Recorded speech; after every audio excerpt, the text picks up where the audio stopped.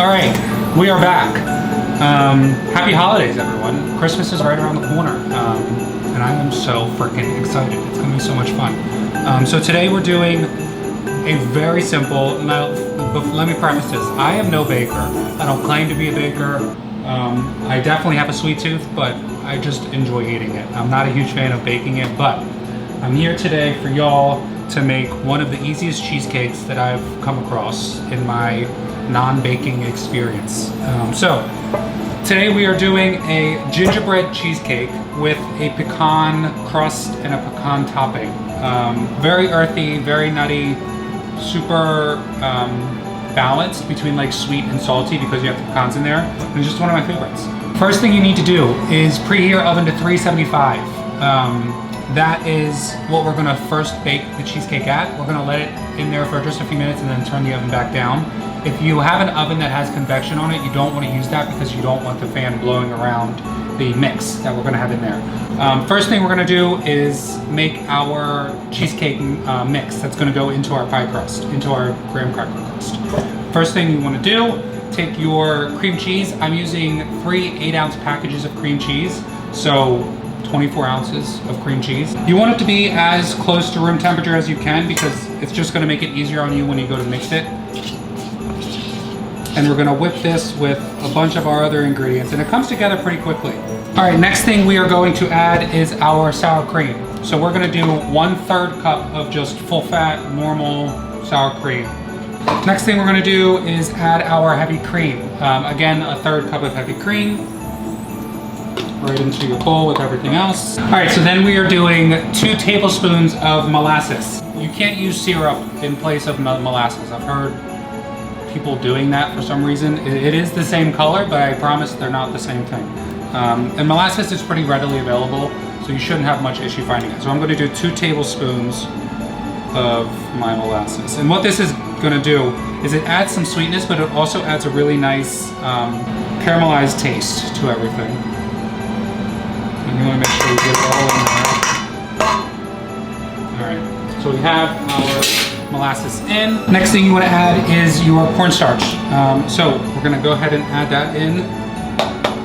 And I'm going to put the recipe in the description below because since this isn't something I normally do, I'm kind of looking off camera to my recipe constantly. So don't clock me for it, but we'll all follow along as we should. And I'll put it down below so we're not confused about anything. So next thing we're gonna do is add all of our spices. That's gonna kind of give you that really nice gingerbread taste to this cheesecake. I'm just gonna kind of do it by eye because that's the chef side kicking in, and I just don't have the patience to be measuring everything. But like I said, I'll put everything down in the description so you can make sure that yours turns out probably a little bit better than mine does. So you're gonna start with just around a teaspoon of salt, the same amount of ground ginger. Next, we're gonna add some ground cinnamon, just about a teaspoon. So it's about a teaspoon of all of these spices. Maybe a little bit less of the nutmeg, which I just put in, and the clove, which we're gonna put in now. But again, it's all about, you know, your taste. If you want it to be more flavorful and more gingerbread forward, then you definitely up those spices. Just be careful not to go too heavy because it's gonna be too spiced and it'll just kind of overwhelm everything else that's in there. And last thing we need to add is our sugar. So this is just 3/4 cups of just white granulated sugar. Nothing crazy here. And I'm just gonna go ahead in here, and you wanna start slow and just mix this and beat it until everything's really nice and incorporated and fluffy and all that good stuff. Let's hope this doesn't create an enormous mess.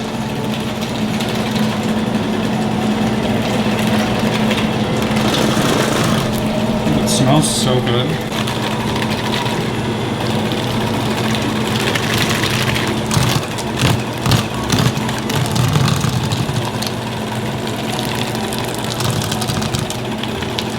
Everything is mixed, everything's all nice and creamed together. This isn't the final product, although the cream cheese got really nice and fluffy and everything creamed together beautifully. We do still need to add 2 whole eggs and then 2 egg yolks separated from the whites because you don't want to put that much white in there because it'll make it too airy and it won't set right in your crust.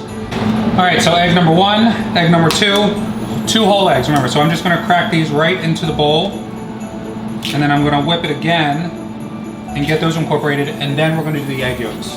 Make sure you don't get any shells in here. If you're not the best egg cracker in the world, crack it into a container first and then pour the eggs into the bowl, because nobody wants an eggshell on their cheesecake. All right, so I'm gonna go in and just whisk this together, get it all combined, and then do the egg yolks. All right, so it is combined. As you can see, the batter has already thinned out really nice. So as soon as we add those 2 other egg yolks separately and whisk that again, you're gonna have that really traditional consistency for cheesecake that you're used to. So what I'm gonna do when I separate these is I'm just gonna put the yolks into one of these containers and the whites into another, just so I make sure that I have them all completely separate. And to separate them, you can do a few different things. You can use your hands, you can use the actual shell of the egg like I'm doing here. Just be sure you don't break the egg yolk before you're done separating. I'm gonna go ahead and put my egg yolks into my mix. Make sure there's in there as much as you can.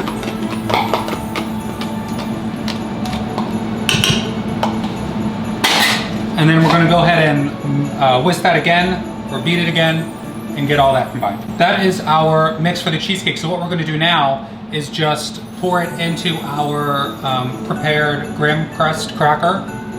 Crust, and just go ahead and stick it in the oven and follow the instructions from there. So we have our mix done, we have our pie crust ready. Simple at this point. All I'm gonna do is just go ahead and scrape all of this mix into this pie crust, or as much as you can fit into here, don't overfill it.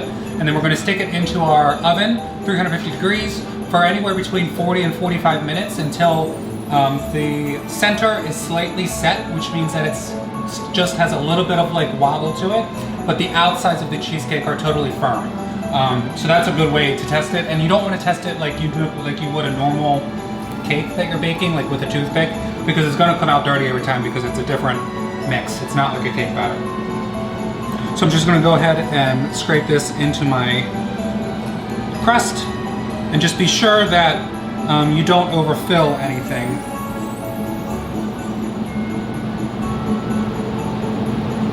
So I still have a little bit extra. I may make 2 because I have another crust here.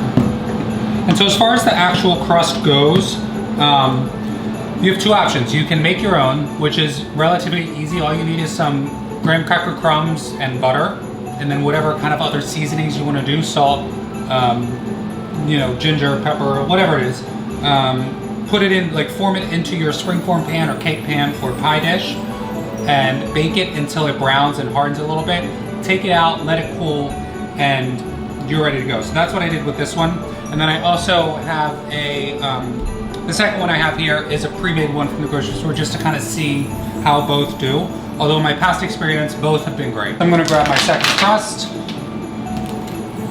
Go ahead and take the wrapper off the top, and then put the rest of this cheesecake mix into this. Make sure you wait until the cheesecake is baked to do any toppings or decorations, because you want to make sure that it can bake evenly without anything kind of interfering with it, at least at this point.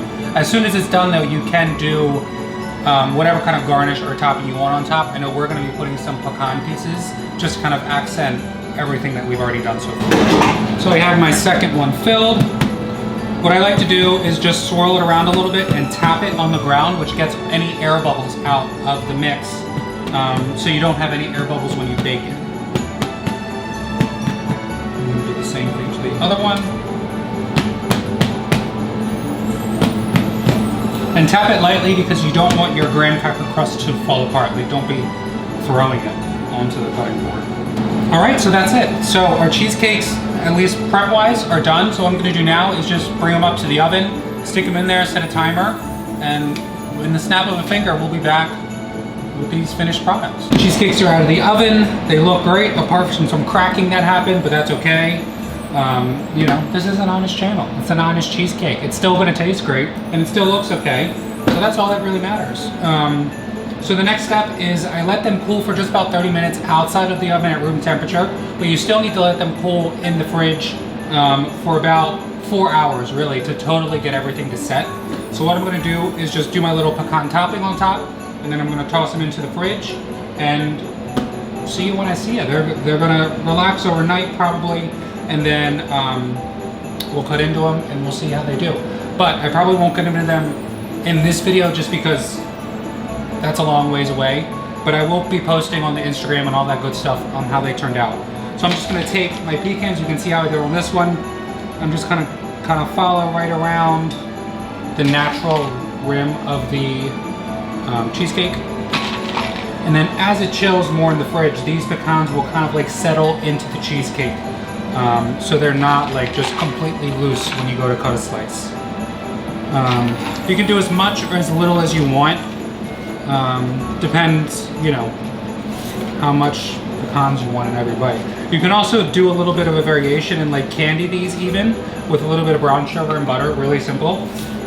Or just leave them plain like this. I just kind of like to let them speak for themselves since everything else is already sweetened here. I don't want to sweeten the pecans anymore because then it might be a little bit of overkill.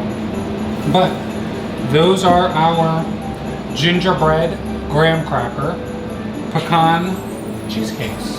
So you can follow us on Instagram. It's just at Liliana with 2 A's at the end. I'll put it in the description below.